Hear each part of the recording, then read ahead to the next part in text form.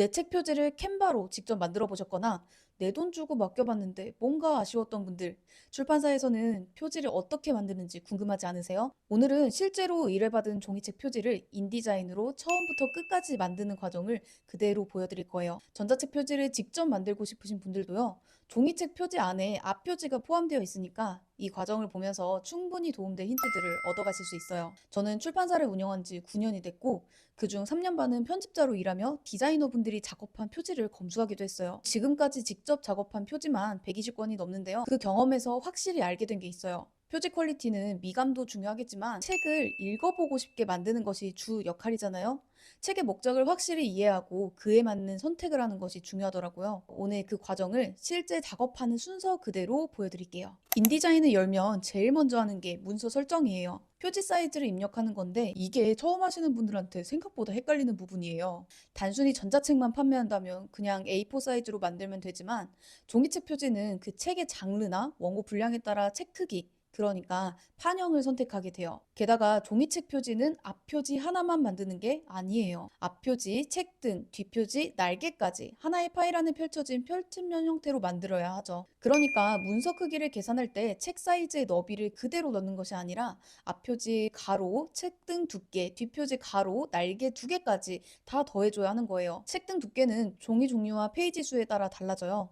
인쇄소마다 계산 방식을 공개해두는 경우가 많으니까 의뢰하려는 인쇄소 기준으로 먼저 확인하시는 게 맞아요. 저는 아직 본문 작업 중인 책이라 이 분량이 나중에 확정되는 관계로 임의로 10mm로 계산했어요. 도련도 이 단계에서 설정해요. 보통 3mm를 여유로 잡는데 이 여유가 없으면 인쇄 후 재단할 때 디자인이 잘려나갈 수 있어요. 이건 인쇄 기기의 문제라기보다는 작업 과정상 어느 정도 발생할 수 있는 부분이니까 혹시 모를 살짝의 오차를 대비한다고 생각해 주시면 돼요. 사이즈 설정이 끝나면 각 영역을 구분하는 가이드선을 먼저 잡아요. 앞표지가 어디에서 끝나고 책등이 어디서 시작하는지, 날개는 어디서 접히는지 이 선을 먼저 잡아두지 않으면 디자인하다가 영역을 침범하거나 나중에 다시 다 조정해야 하는 상황이 생겨요. 표지 파일의 크기를 정하고 나면 여백을 설정하는 창이 뜨는데요. 이때 열을 2개로 설정하면 가운데를 기준으로 내가 설정한 열 너비만큼 선이 2개가 생겨요. 이걸 책등 위치로 잡아두고 작업하면 편해요. 인디자인에서는 눈금자에서 가이드선을 끌어다 쓰거나 레이아웃 메뉴에서 정확한 수치로 설정할 수 있어요. 위치값을 넣어주는 게 훨씬 정확하니까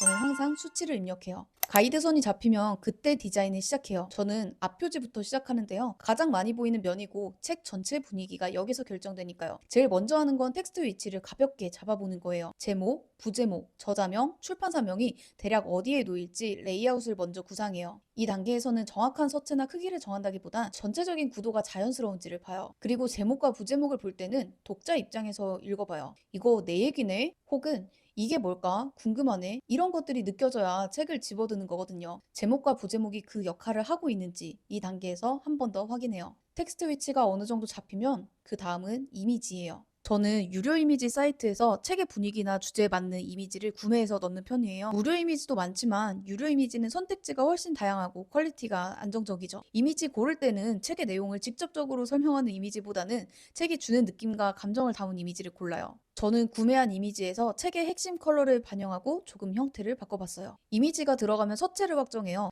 서체 고르는 기준이 있거든요. 에세이나 감정적인 책이면 명조 계열로 가요. 회계의 시작과 끝에 삐침이 있는 서체인데 읽으면 부드럽고 여운이 있죠. 실용서나 전문가 브랜딩이 목적인 책이면 고딕 계열을 많이 선택해요. 획이 일정하고 깔끔해서 가독성이 좋고 신뢰감이 생깁니다. 서체가 정해지면 크기와 자간, 행간을 조정해서 전체적으로 정돈된 느낌이 나오도록 마무리해요. 이 책은 홍보를 위해 전자책용 표지 시안을 먼저 만들어서 보여드렸었는데요. 저자분이 책 구도는 마음에 드는데 혹시 제목을 다른 서체로도 볼 수 있을까요? 라고 하시더라고요. 이런 건 직접 봐야 미련이 안 남죠. 그래서 3가지 버전으로 보여드렸는데 저자분이 제가 만들었던 버전에 상당히 만족하셨어요. 확실히 골라주신 게 베스트네요. 라고 하시더라고요. 여러분이 보기엔 어떤 버전이 더 나아 보이세요? 이렇게 앞표지가 완성되면 나머지도 채워줍니다. 책등에는 제목과 저자명, 출판사 이름이 들어가요. 책등은 서체 크기와 간격 조정이 중요해요. 책장에 꽂혀 있을 때 제목이 잘 읽히는지도 확인을 해야 하고요.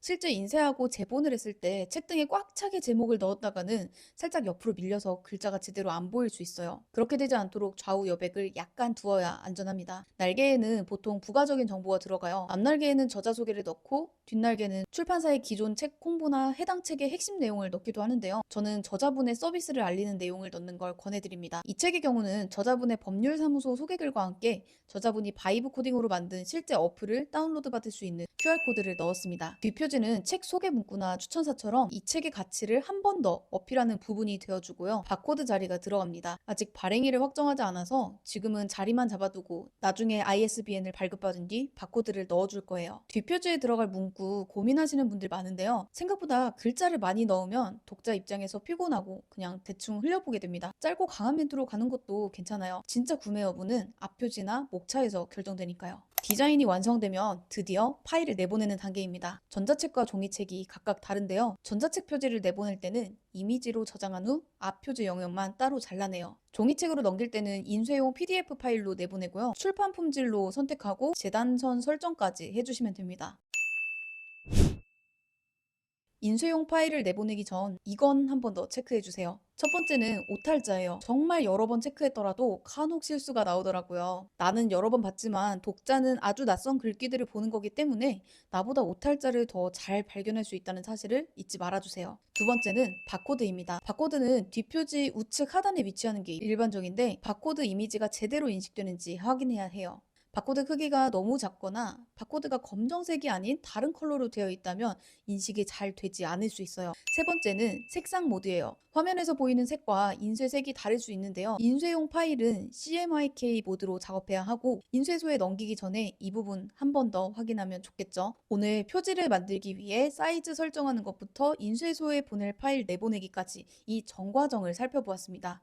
직접 만들어 보고 싶은 분들은 오늘 알려드린 순서대로 한 단계씩 해보세요. 막히는 부분이 어딘지는 해봐야 알거든요. 표지 작업은 생각보다 결정할 게 많아요. 사이즈 선택, 이미지, 서체, 여백 결정, 색상 모드, 내보내기 설정까지. 그 결정 하나하나가 쌓여서 몇 년 뒤에도 꺼내서 자랑할 수 있는 표지가 되느냐, 다시 보기 부끄러운 표지가 되느냐가 갈리는 거죠. 책 출판 준비하시는 분들이 가장 많이 묻는 질문들을 정리한 영상 고정 댓글에 링크 달아뒀으니까요. 이어서 보시면 출판에 대한 전체적인 그림이 잡힐 거예요. 도움이 됐다면 좋아요, 구독 눌러주세요. 책을 만드는 과정에서 막힐 만한 부분들에 관한 노하우 계속 풀어보겠습니다. 지금까지 에디터 뷰이였습니다.